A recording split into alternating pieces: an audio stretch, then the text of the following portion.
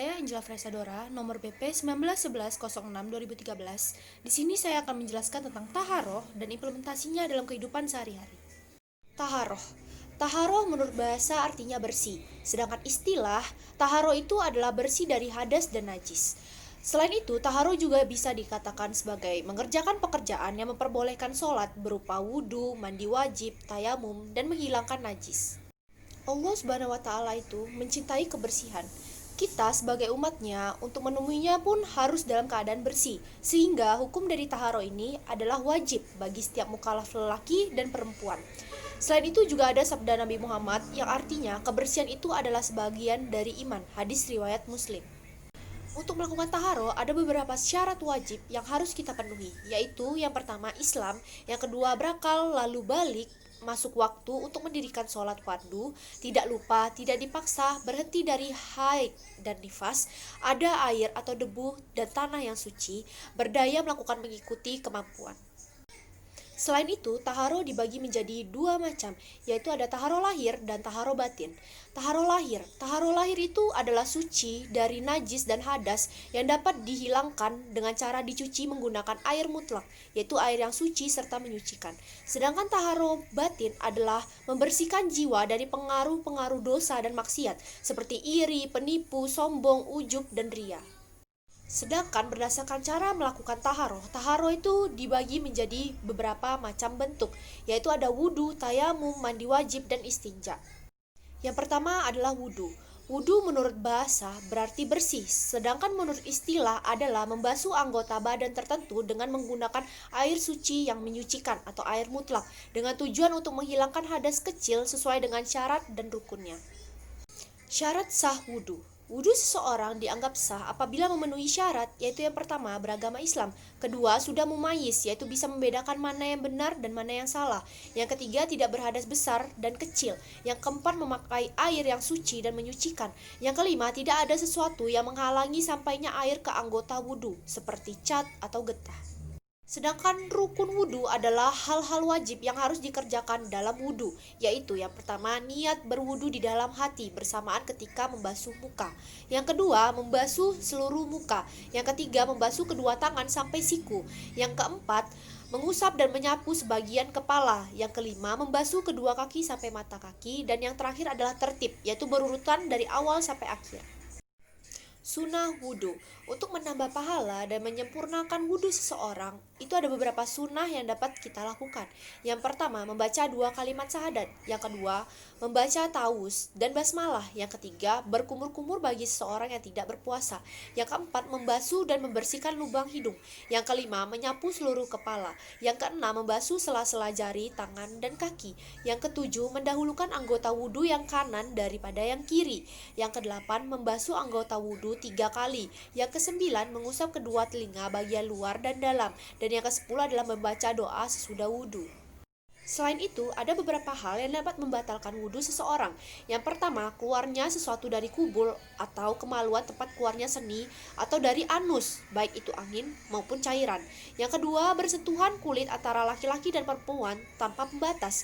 Yang ketiga, menyentuh kubul atau dubur dengan telapak tangan tanpa pembatas. Yang keempat, tidur dengan nyenyak, dan yang terakhir adalah hilang akal. Lalu yang kedua, macam-macam taharoh berdasarkan cara melakukannya adalah tayamum. Tayamum secara bahasa adalah berwudu dengan menggunakan debu yang suci karena tidak adanya air atau adanya halangan dalam memakai air. Tayamum menurut istilah adalah menyapakan tanah atau debu yang suci ke muka dan kedua tangan sampai dengan siku sesuai dengan syarat dan rukunnya sebagai pengganti dari wudu dan mandi wajib karena tidak adanya air atau dilarang menggunakan air karena sakit. Tayamum itu merupakan pengganti dari berwudu. Apabila seseorang telah melaksanakan sholat dengan tayamum, kemudian dia menemukan air, maka dia tidak wajib mengulang sholatnya. Ada beberapa syarat yang harus dipenuhi untuk melakukan tayamum. Yang pertama, ada sebab yang membolehkan mengganti wudu atau mandi wajib dengan tayamum. Yang kedua, sudah masuk waktu sholat. Yang ketiga, sudah berusaha mencari air tetapi tidak menemukannya. Yang keempat, menghilangkan najis yang melekat di tubuh. Dan yang kelima adalah menggunakan tanah atau debu yang suci. Untuk melakukan tayamum, seseorang harus memperhatikan sunah-sunah tayamum, yaitu yang pertama membaca 2 kalimat syahadat, yang kedua membaca tawus dan basmalah, yang ketiga adalah menepiskan debu yang ada di telapak tangan, yang keempat adalah merenggangkan jari-jari tangan, yang kelima adalah menghadap kiblat, yang keenam adalah mendahulukan anggota tubuh yang kanan daripada yang kiri, yang ketujuh adalah membaca doa seperti doa sesudah wudhu. Untuk melakukan tayamum, kita memerlukan rukun. Rukunnya yaitu yang pertama ada niat, yang kedua adalah mengusap debu ke muka, yang ketiga adalah mengusap debu ke dua tangan sampai dengan siku, dan yang keempat adalah tertib.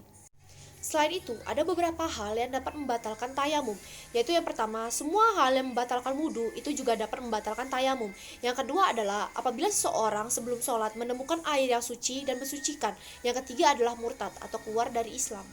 Lalu, macam-macam taharoh berdasarkan cara melakukannya. Yang ketiga adalah mandi wajib. Mandi wajib disebut juga dengan mandi besar, mandi junub, atau mandi janabat. Mandi wajib itu adalah menyiram air ke seluruh tubuh, mulai dari ujung rambut sampai dengan ujung kaki, dengan disertakan niat mandi wajib di dalam hati. Rukun mandi wajib adalah yang pertama niat mandi wajib, yang kedua adalah menyiramkan air ke seluruh tubuh secara merata, yang ketiga adalah membersihkan kotoran yang melekat atau mengganggu sampainya air ke badan. Selain itu, sunnah dari mandi wajib adalah yang pertama menghadap kiblat, yang kedua adalah membaca basmalah, yang ketiga adalah berwudu sebelum mandi, yang keempat adalah mendahulukan anggota badan yang kanan daripada yang kiri, dan yang terakhir adalah menggosokkan badan dengan tangan. Lalu ada beberapa penyebab yang menyebabkan diwajibkannya mandi wajib, yaitu yang pertama, keluarnya air mani dengan syahwat, baik ketika tidur maupun ketika terjaga. Yang kedua adalah selesainya haid bagi perempuan. Yang ketiga adalah selesai melahirkan. Yang keempat adalah selesai nifas, yakni darah yang keluar sesudah melahirkan. Dan yang terakhir adalah meninggalnya seseorang atau jenazah. Lalu macam-macam taharoh yang terakhir berdasarkan cara melakukannya adalah istinja. Istinja secara bahasa artinya adalah terlepas atau bebas. Sedangkan secara istilah artinya adalah membersihkan kedua pintu alat kelamin manusia, yaitu dubur dan kubul, dari kotoran dan cairan yang keluar dari keduanya.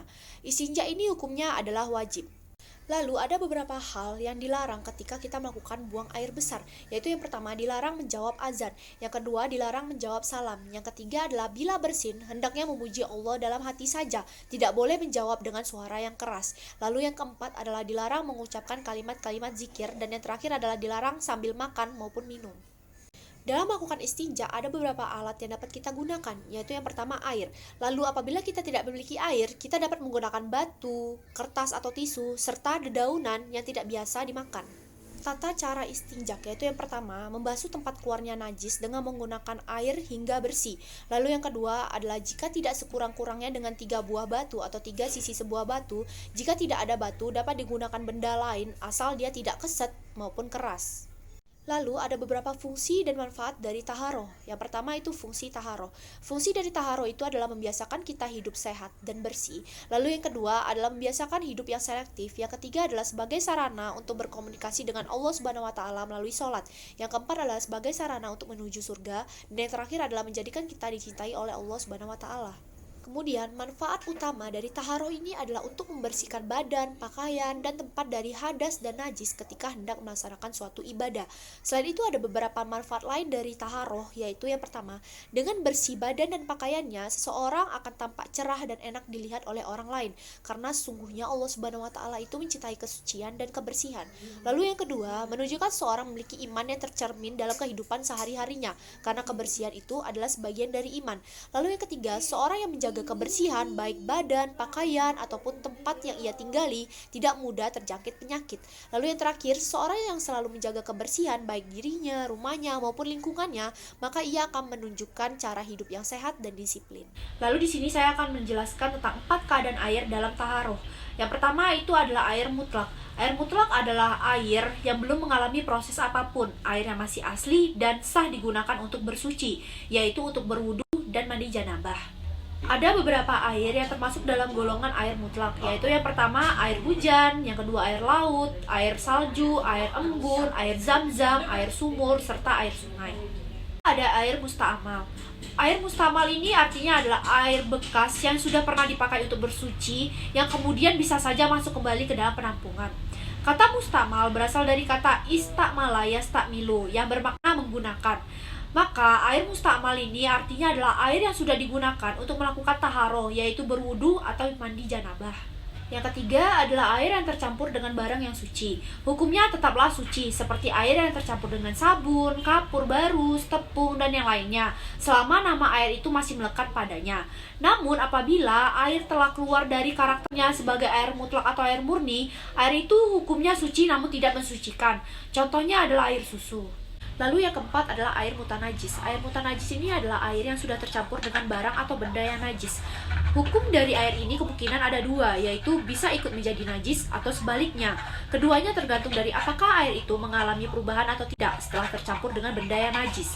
Dan perubahan itu sangat erat kaitannya dengan perbandingan jumlah air dan besarnya noda najis.